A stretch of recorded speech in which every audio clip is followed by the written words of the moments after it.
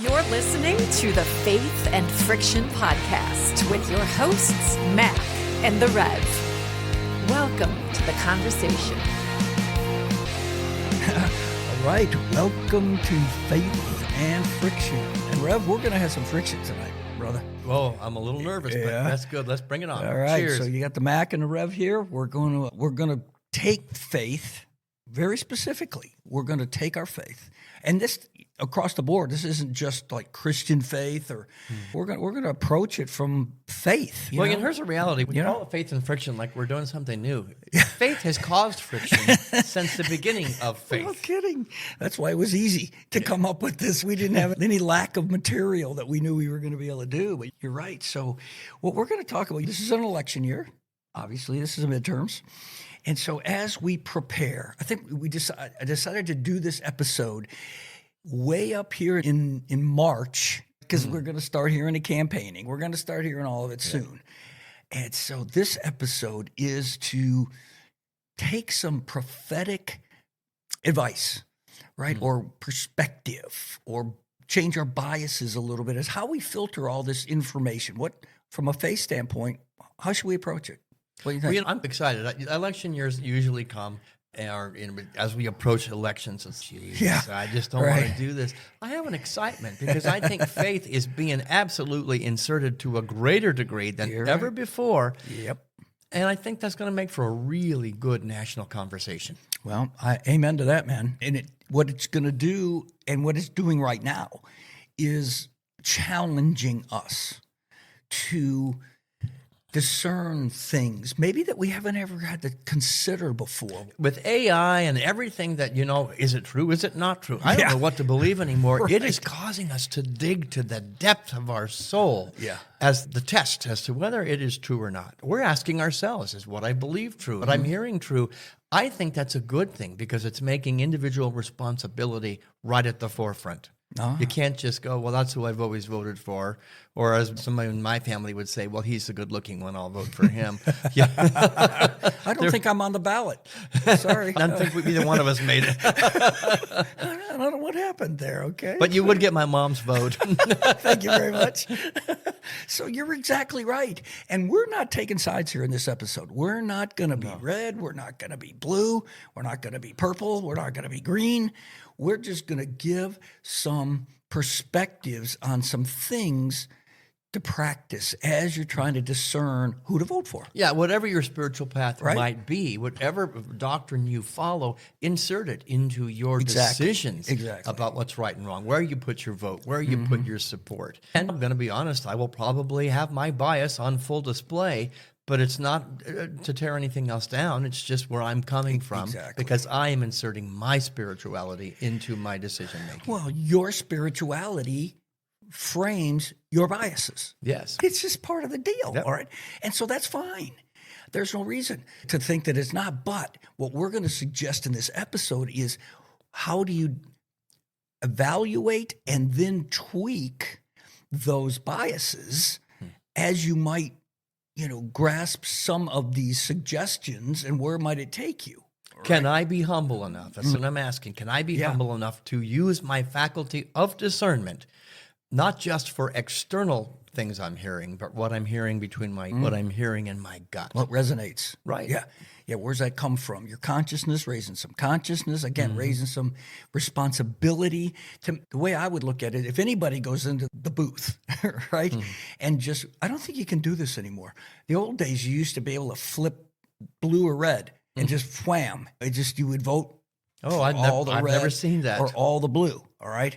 Yeah, you could pick just vote Democratic or vote Republican. Now, I do know people that go in and all the females check, or all the males check, which is probably as bad as who's the good-looking one. This is what we're talking about, okay? All I'm going to say in that is that's not very responsible. Right. Again, I'm not picking who you're going to vote for or which way So you're are going to we do it. saying that this year, maybe more than ever, we are taking it more responsibly? We should. We are really looking at our responsibility as citizens. Yes. And now we've got way more than ever for me. And I'm not a spring chicken here, okay? Ever. We are, like you mentioned earlier, we're going to filter faith, especially Christianity in America right now, greater than I've ever experienced in my lifetime. Anyway, it's always part of the deal. If you're a Christian, you go into the voting booth and you vote for your faith, your conscience, whatever. That's part of the deal. But this whole thing that's been happening for sure for a couple of years now, well, and you know what? I don't want to be unfair about it. This has been building up for a long time. Yes. All right. You can go way back in history and Yes. see religion used as a manipulation tactic in politics. Exactly. So it's Well, let me say what they want to hear so they'll get their vote. Well, that's right. I get to discern. I feel manipulated, or maybe there's some truth to that. There are people out there right now running for offices, and I really am listening carefully. Well, I won't mention names right now, No, but we're I not tell trying you, to- it's like this is ringing true. This is resonating with my spirit. And you can't have the fear of making a mistake because you didn't get the right information. We've been talking about this, right? What do you believe? You were saying that earlier. What's not true? Here's what Actions and words matching up. So that's a good point. my litmus test. There it is. Actions and words are matching up. Well, that's a really good discerning point. That's a good filter right there. And that's what we're going to talk about. Well, and here. it's the filter I use again, bringing it all back to me. Are my words that's integrity. Are my actions matching what I'm saying, that's on here, what I'm integrity. preaching from a platform? I better do some looking at that. Hold me accountable as I hold politicians and religious leaders accountable. Yes. Well, and you know what? I don't know if this is on my list or not. When you talk about that, holding people accountable, that's a really interesting, and I do believe we have a responsibility to that. I Right? believe that's a faculty of wisdom that is a direct gift from the divine, from Yeah. source, to use our wisdom. And if we can't hold each other accountable, man, that's almost like a cult. Well, You just vote whether they behavior matches or not. that's exactly right. And so with any political candidate, I would expect that we should hold them accountable to whatever they're saying during the campaign. Yes. Now, like it or not, that doesn't have anything to do with it. All right. But just, okay, I'm voting for you because you said you would, this is your platform, Right. this is what you believe in. I'm going to hold you accountable to that. Okay.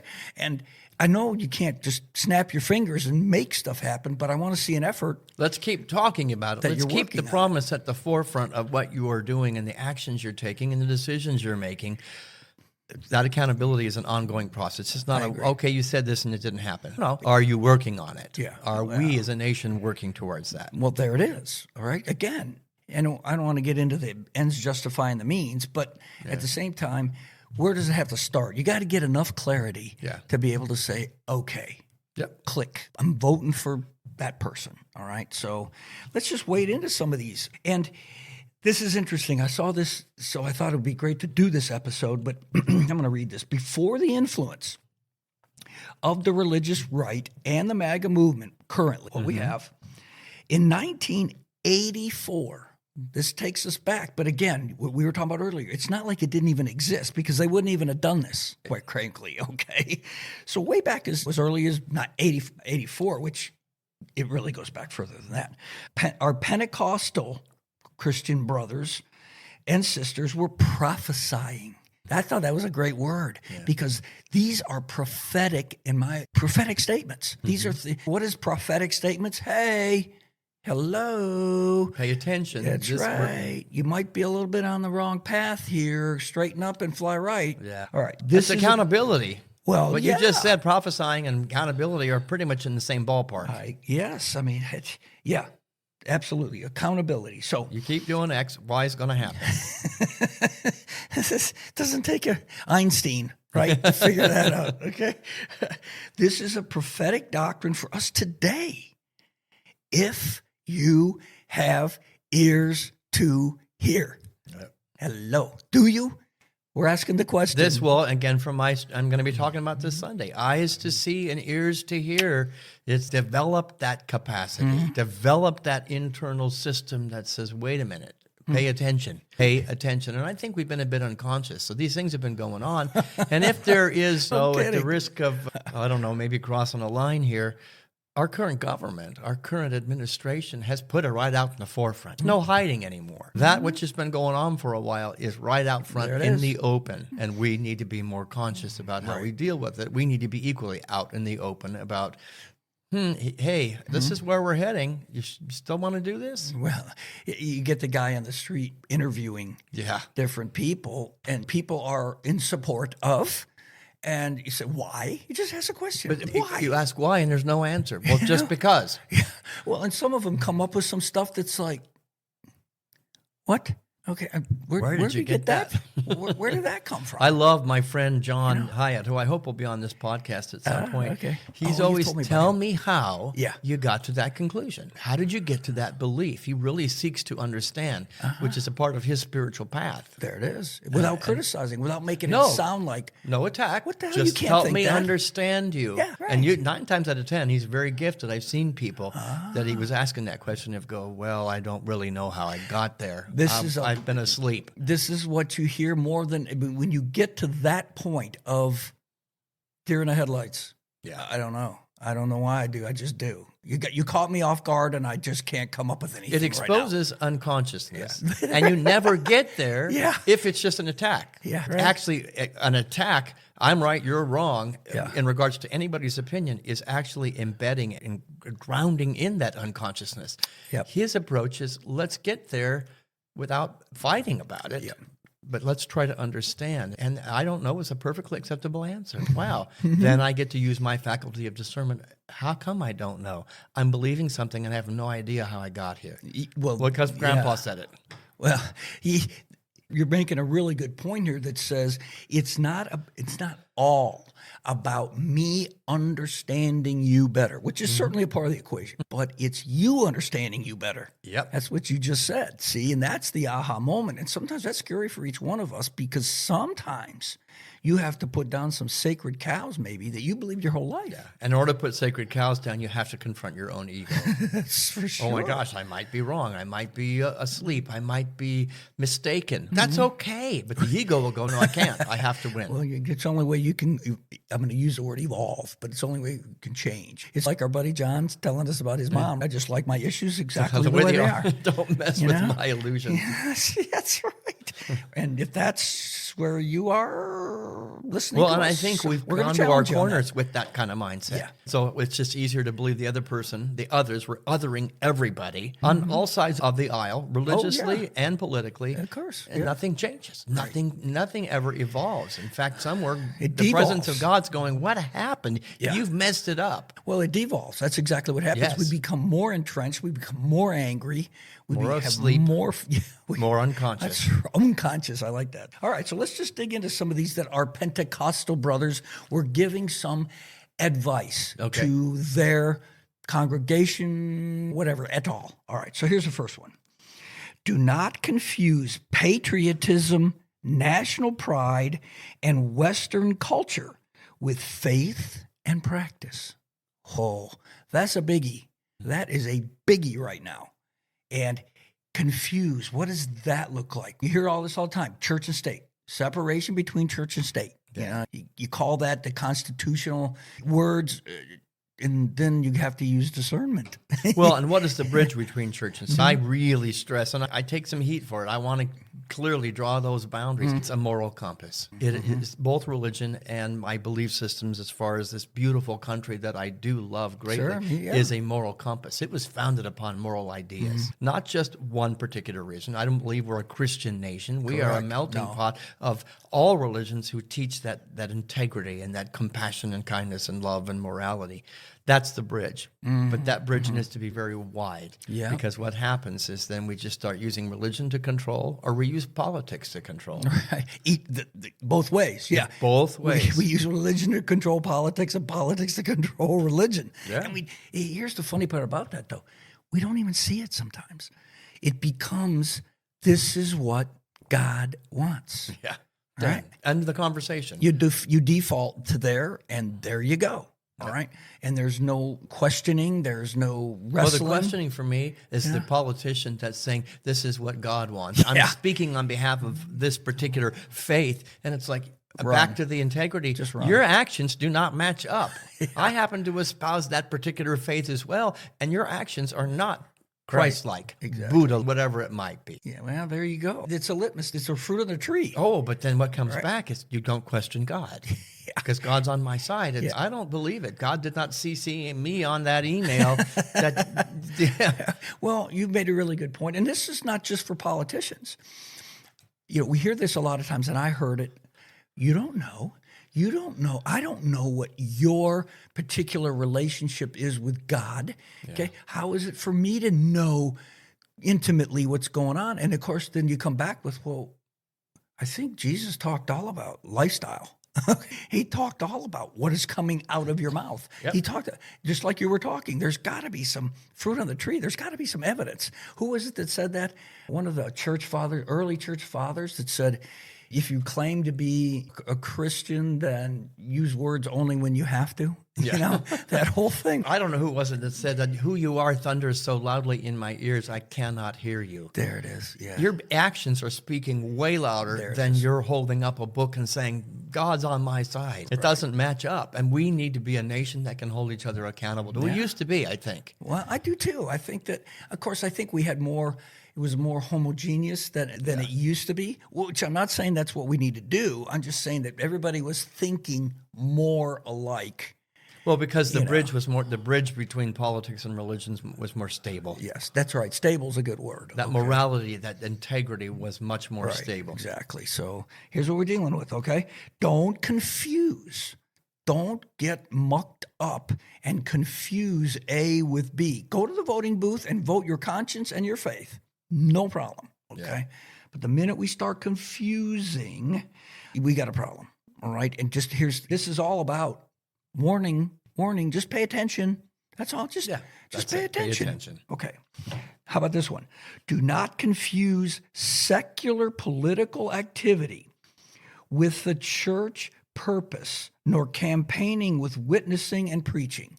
So now all of a sudden we're advocating for a particular candidate, all right? And again, you can go on the street corner and do that, no problem. You can go around a neighborhood and do that, all right? That's your choice. It's your right. That's free speech. But the minute you take it to the pulpit, and the minute that the church members and the church starts advocating for a particular candidate, we got a problem. Well, and what happens is if you didn't vote the way the pastor says you're supposed to vote, you're almost ostracized. Oh, we've heard this. You're down in the fellowship hall having conversations and you feel like you're a pariah. Oh my God, I didn't vote the way 80% of the people here did.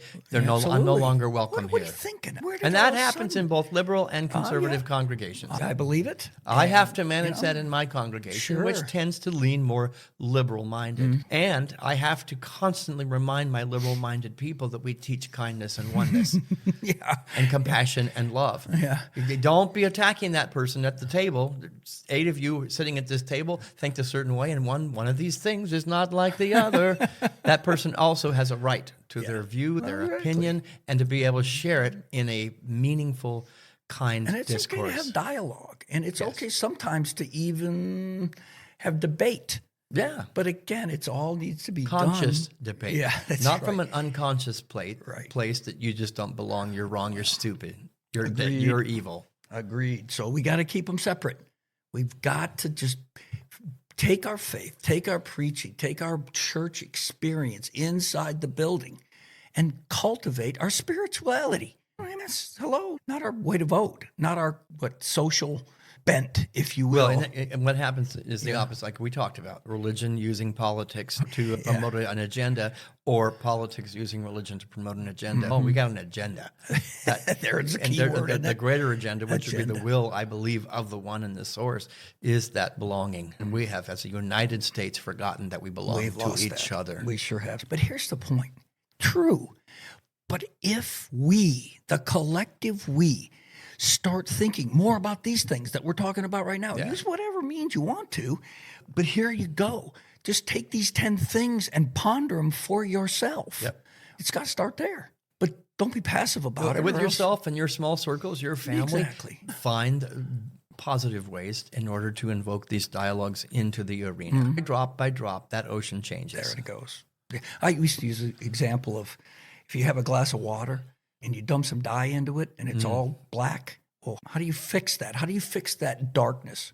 one drop of clear water at a time. Yep. All right, next one. Do not make slanderous or false accusations against your opponents. Should I just stop right there? That speaks very loudly for itself. This is going back to the actions and the words matching, the belief system, the spirituality, and the words coming out of their mouth. I love the book of James. It's all about that. Your tongue can set off a fire. And you can't take it back. Nope, it's out there. Once it's out there, man, you cannot put those words back in your mouth. It's like the story of the woman who spread false rumors about the minister and the priest in town and then realized they weren't true, and she went to apologize, and he told her, go do me a favor. Take the basket of feathers and go spread them all over town. And then she comes back. Will you forgive me now? No. Go back and go collect all those feathers. You can't do it. It's out there. The damage has been done. Yeah. So think not just twice, think 3, 4, 5 times before you open your mouth. And one, either unconsciously espouse something that may not be true, or very consciously spread a lie. Because it's going to come back to bite you in the butt. Well, and right now, I don't know what to believe because politicians are espousing lies. Wow. And then they spout religion. I'm sorry, it doesn't match up. Slander, false accusations are everywhere. Well, and you've already mentioned this word, and I think it's a perfect word. Don't slander false accusations, but maintain your integrity. What's your integrity formed by? So if you're going to maintain it, I got to know what it is. Where's it come from? How is it formed? If that's part of your filter and your grid, now you have to come to decide for yourself what would be have integrity to act. What actions look like that? What actions fit that? Well, and I go to St. Paul, which sometimes I don't do that real regularly, but I think it's Philippians chapter 4. He talks about whatever is good, whatever is holy, whatever is sacred, all these beautiful. Think about these things. Speak about those things. It's like an appreciative inquiry. Let me give my energy, my actions, and my language to that which is holy. Sure. Yeah, and not what's just going to tear somebody else down. But if you start there, you don't always get it right. No. Of course, but at least if you start there, your intention is there, and you're probably going to do a better job overall than if you didn't ponder from that position. Yeah, I remember John McCain in a public town hall. Yeah, and the crowd was wanting to go after his opponent, which happened to be Barack Obama. And John McCain stopped it immediately. He said, "No, he's a good man." What happened to that kind of politics? It's good men who happen to disagree, is what he said. Can we be good men and women and citizens and disagree on things, but still have the respect and integrity to not give up our integrity just to be right or to I'm a louder mouth. I can be ruder than you can. Just because you're louder doesn't make you right. No, the loudest voice in the room is usually the most ignorant. Well, what are we talking about? The people making the biggest amount of splashing and noise in the shallow is usually shallow into the pool, right? Yeah. All right. So don't consider someone who is, I'm just going to say, in your sphere, people that you interact with, whether it's your faith, whatever it might be, an adversary if they hold a different political view. And I have to admit that I got wrapped around the axle a little bit last year. It's easy to do because it's easy to go unconscious because our environment is promoting unconsciousness. And so I get there. The trick is not that I Don't fell. Stay there. The trick is I caught myself. Oh, I'm going to do it better tomorrow. Well, there it is. You don't wallow in the, oh my God, there I go again. All you do is use that to say, but I'm going to do a better job, like you said. Right. Well, and the same for your quote unquote opponent or your enemy. And Jesus said, love your enemies. I'm going to cut the same slack I'm going to cut myself. It's not so easy to do, but it's a great attitude to adopt so that you can start to become more like that. This next one is absolutely, I put it out there. Go ahead. You can always seek to verify information before accepting it as true or before repeating it to others. Amen. And that's getting harder and harder. It's way harder to do now than it was in 1984 because it has social media. There was a little bit of integrity to the news sources. I know that what I'm hearing is true. Now it's entertainment based upon an agenda. And I'll be honest, I've done it. I've said, this is what I heard. So then I put it out there and find out it was false. I can't collect those feathers back. And it just tears me to the core. What it teaches me is, boy, verify before you speak it out. Well, and you can flip that the other way as well, right? When you are on the other side of that equation, all right, and somebody puts something out Yeah. And then you go, no, that's not true. And then you throw a bunch of other stuff that's not true to countermand that. It goes both ways. It doesn't matter how many times a lie is told, it's still a lie. It doesn't matter how a falsehood is still going to be a falsehood. Just because you repeat it 100 times doesn't make it true. But unfortunately, we begin to start to think it's true. Yeah, we brainwash ourselves. We talked about that, I think. And again, that's where my friend John, he says, how did you get to that? Other than challenging you, he just exposes the fact that you don't know how you got there. Yeah, well, that's the Rob Bell thing, too. You start up here, and then you peel the onion back, and you peel the onion back. If that, then this. Oh, if that, then this. Pretty soon you get to the bottom, and you go, this doesn't make sense. Yeah, right. What was I thinking? Always seek, verify. Do your best to verify, and stop. We've already talked about this. Stop trying to say nothing is valid. Yeah. There's just no validity out there, and it takes the excuse. It gives you this blanket excuse that you don't have to do your homework because you just think there isn't any truth out there, and so I'm just throwing my hands up in the air, and I'm going to just forget about it and not believe anything anybody says. That's irresponsible. Well, it can be, especially if it bypasses the let me just check in with headquarters, with my gut. This is my spiritual path. Out of my understanding and my being can reveal to me some information. And usually it says go investigate. Usually that still small voice will say go verify exactly what you've heard. Right. So it's a both and reality, but I think it must be a step. Let me get still, let me get quiet. Exactly. Prayer, meditation, just shut my mouth and shut my head off for a minute. Mindfulness to go, what am I feeling here? Let that guide my research. Well, this is prophetic.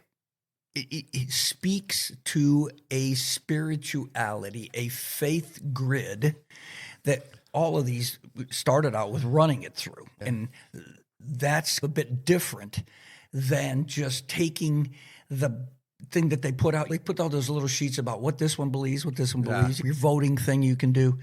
And it's let it run through a spiritual grid. That's the biggest message here as well. And now you say, well, can I trust that? Can I trust my own spiritual grid? Yeah. All right. And so then the next question has to come up. There we are. Same thing you were talking about. Well, tell me about how you develop that spiritual grid. What's it look like? What means by which, or again, are you just rubber stamping it and saying it's spiritual and God wants it? And I think that it's a step that's really missing from our society right now. You can get 10 scientists and they will all have a different opinion and they will all fight passionately that they're right. Politicians, religious leaders, put them in the room, there's 10 religious leaders and there's 15 opinions about what's right or wrong. Correct. You have to have your own individual path, your own integrity to connect with that voice. And I think we've lost the art of getting still to listen to that because we're afraid of that because we really don't know how we got it. We don't trust I'm going to have to confront. I've just been holding an idea spiritually or politically that has no foundation, that has no merit. Typically, it's because others are doing it. Yes, I just followed the herd. Yeah, that's too easy. That's just too easy.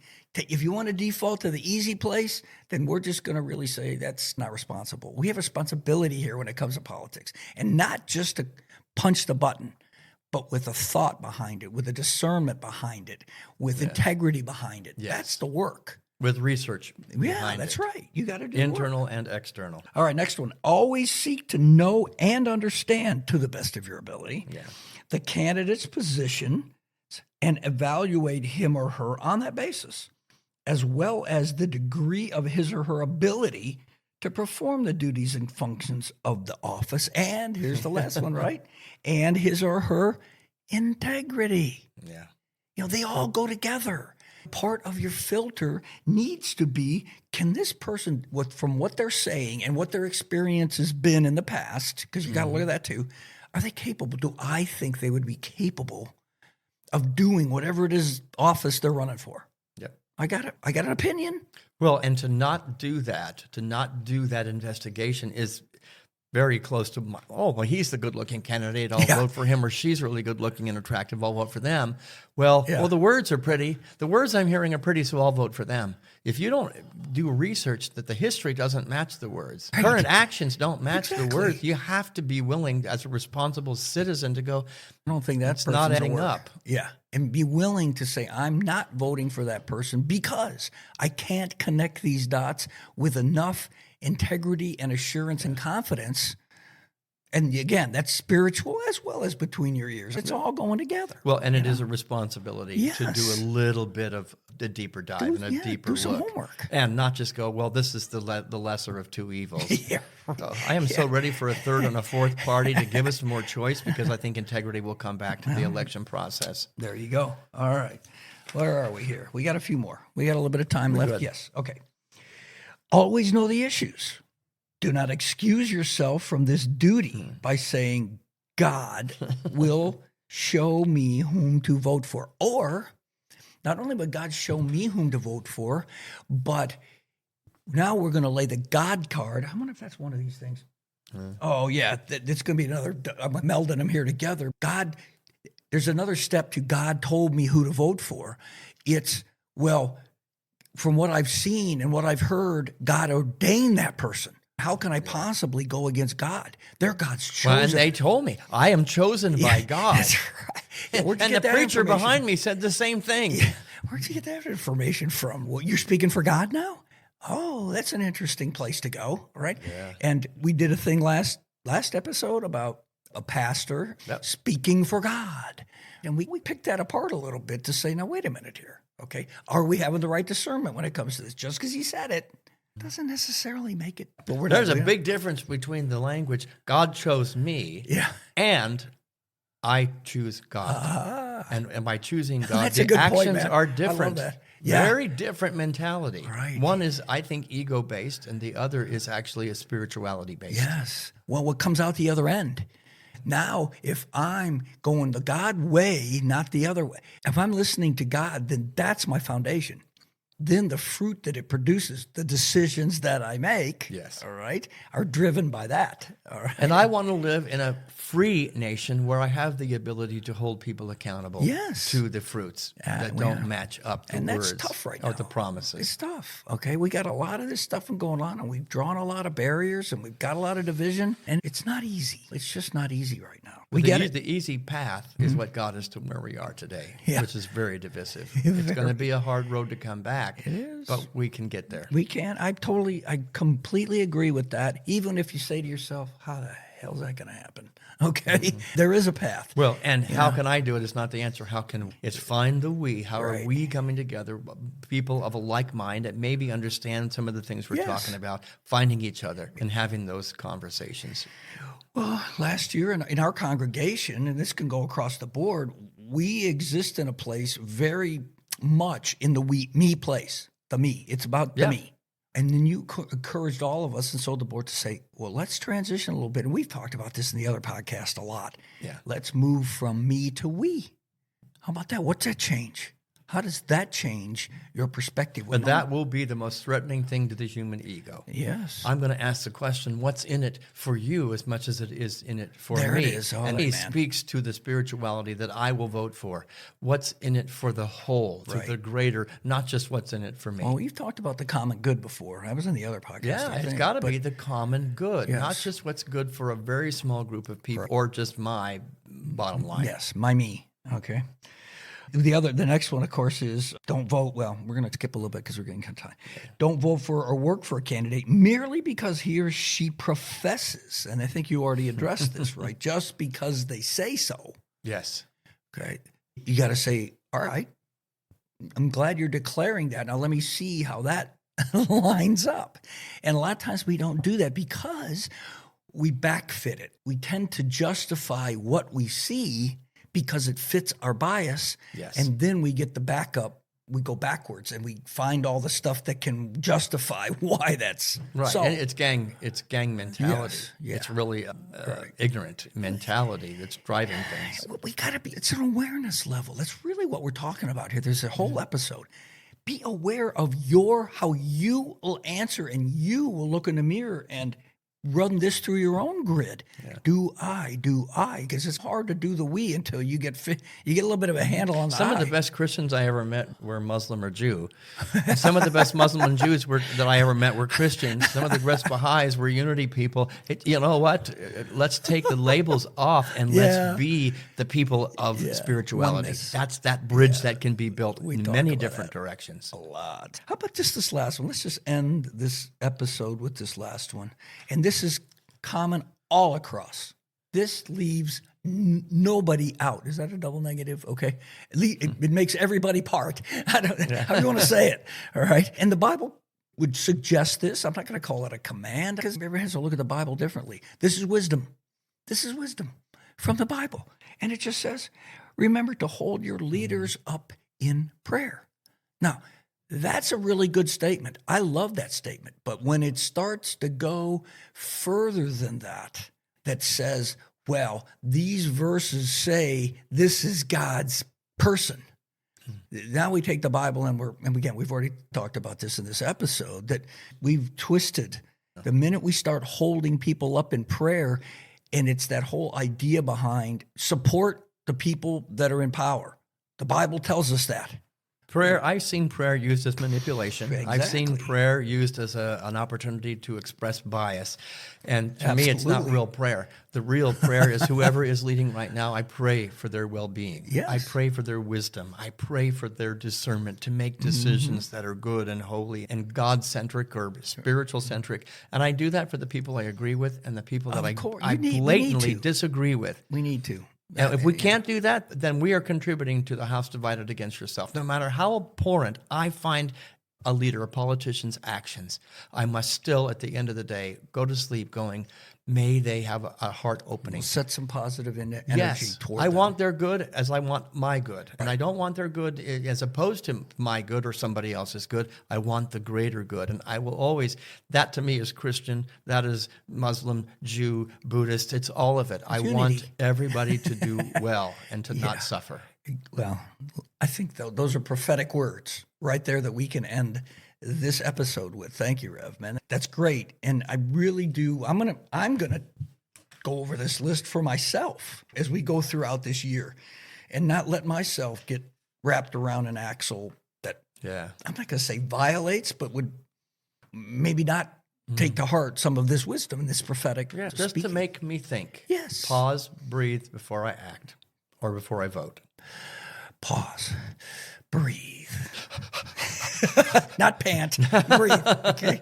So anyway, good stuff again today, Rev. Look at all this friction. I appreciate your great notes. We've waded into this whole. This is lots of friction. Without a doubt, we're going to live it throughout the whole year here in spades. So let's try to do a better job. That's all. Let's all of us try to do a little bit better job. That's good to me. All right, brother. Thanks a bunch. Thank you. Take care.